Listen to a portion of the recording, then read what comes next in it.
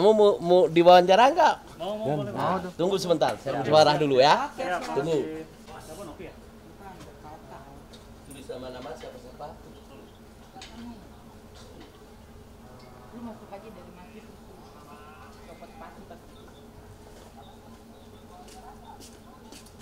Media mana? Hari ini kita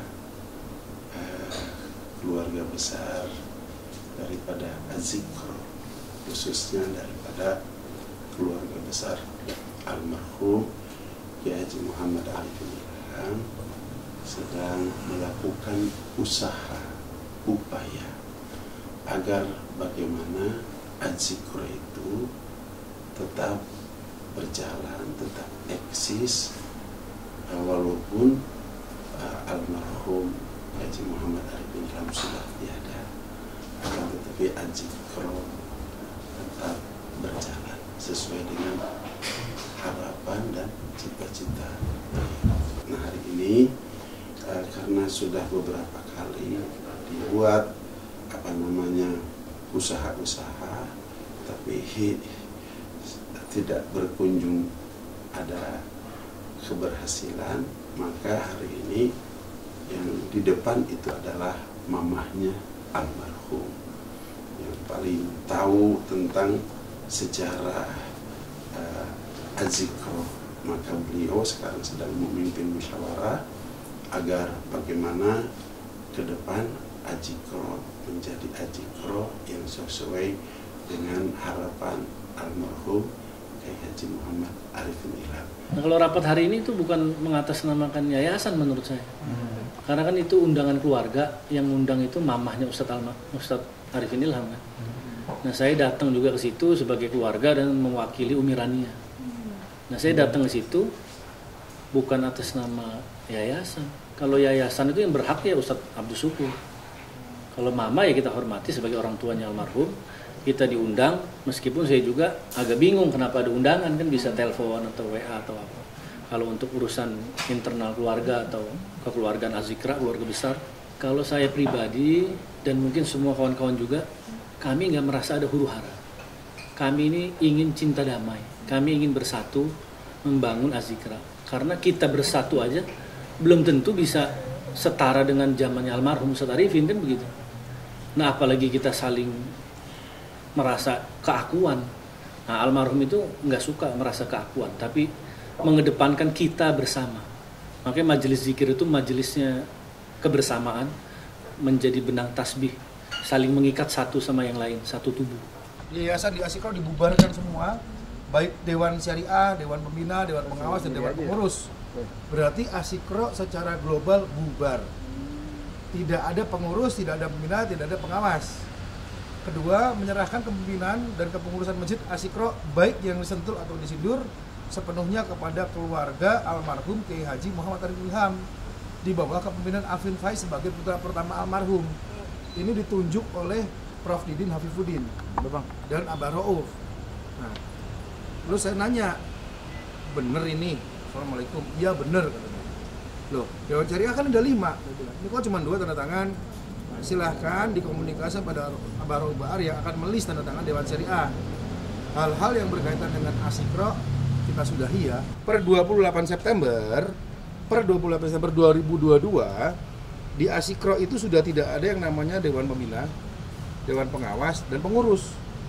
Itulah sebabnya di Az-Zikr gaji belum pada turun.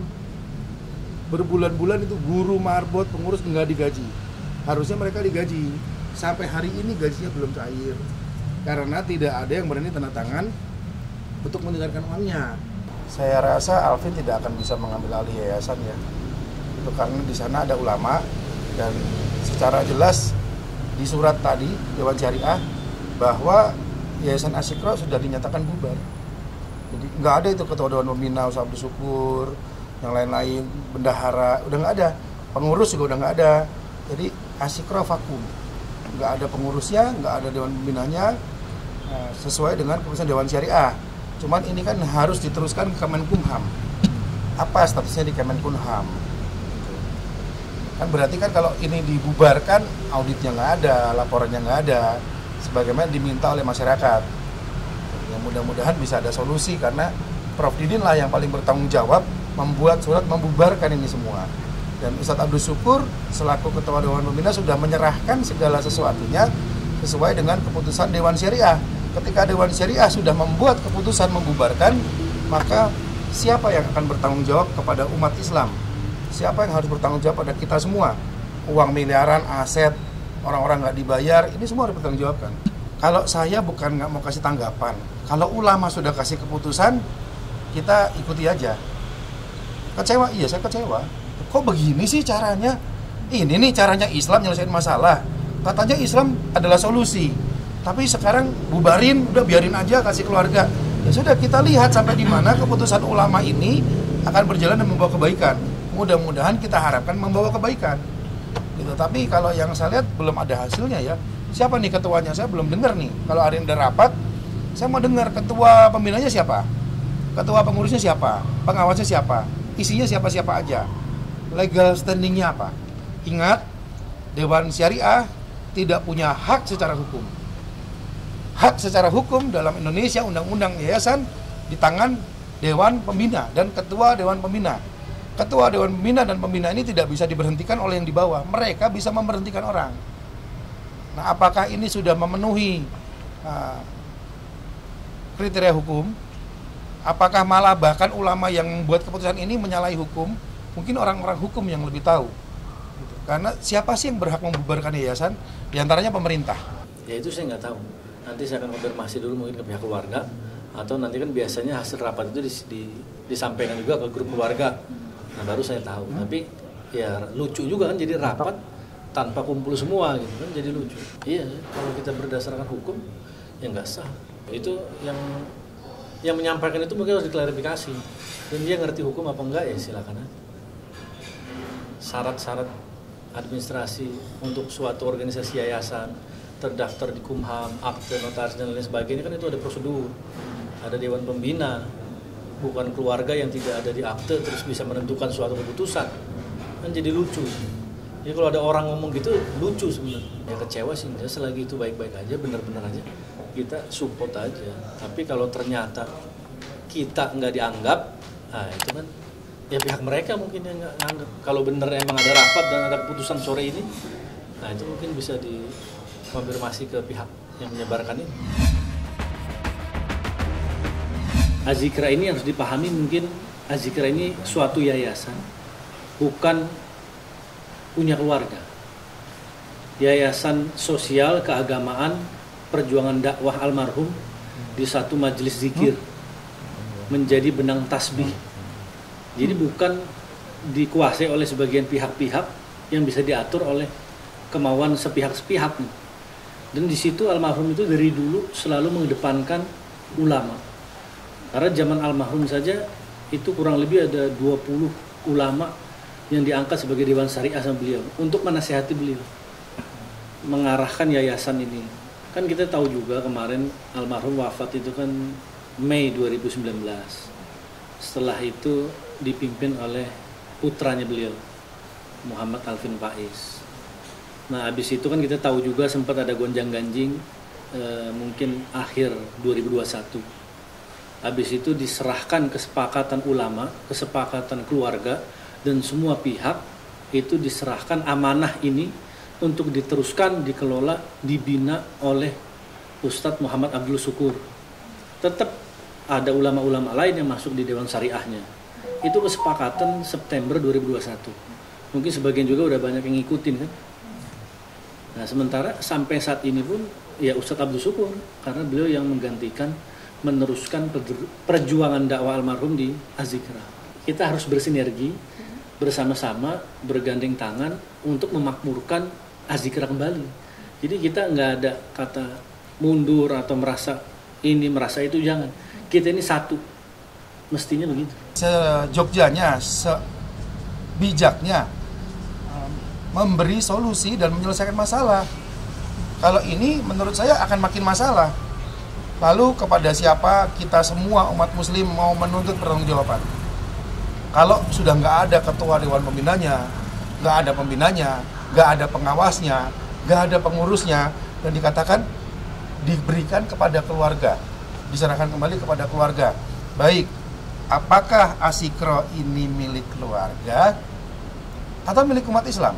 Almarhum ini adalah ulama Buddha, dai Buddha, yang kita semuanya tidak tahu ada rahasia Allah Subhanahu wa Ta'ala, di mana beliau oleh Allah Subhanahu wa Ta'ala dipanggil terlebih dahulu. Sementara ini lembaga sudah besar dibangun oleh beliau. Lembaga ini sudah mercusuar ke mancanegara. Begitu, akan tetapi beliau belum mempersiapkan generasi penerusnya. Semuanya sangat beralasan karena putra-putri beliau masih relatif muda-muda, begitu. Nah, tidak seperti pondok-pondok pesantren yang lain, memang pimpinannya dalam usia yang memang sudah tua, kemudian meninggal dunia, kemudian generasinya sudah dipersiapkan. Sehingga kalau terjadi sedikit banyak persoalan di dalam regenerasi ini sebuah kewajaran. Akan tetapi saya yang oleh almarhum diangkat dulu sebagai penasehat, diangkat sebagai Dewan Syariah, bahkan lebih jauh daripada itu, dalam detik-detik akhir hayat beliau, saya mendapatkan amanah dari beliau, Abah titip Asyikro, titip Alvin, titip Ahmad. Ada 3 yang dititipkan kepada saya. Jadi terlepas apakah saya menjadi pengurus atau tidak, karena ini adalah merupakan amanah, saya akan tetap mengawal supaya bagaimana agar Asyikro ini menjadi Asyikro yang sesuai dengan harapan daripada pendirinya, yaitu almarhum Haji Muhammad Arifin Ilham. Kita berikan kepercayaan kepada mama dan keluarga, ingin merajut hubungan antara keluarga, kemudian ingin bagaimana ada terbentuknya satu kepengurusan yang sempurna, yang lengkap, agar ke depan Asyikro lebih baik lagi sesuai dengan harapan pendirinya almarhum Haji Muhammad Arifin Ilham.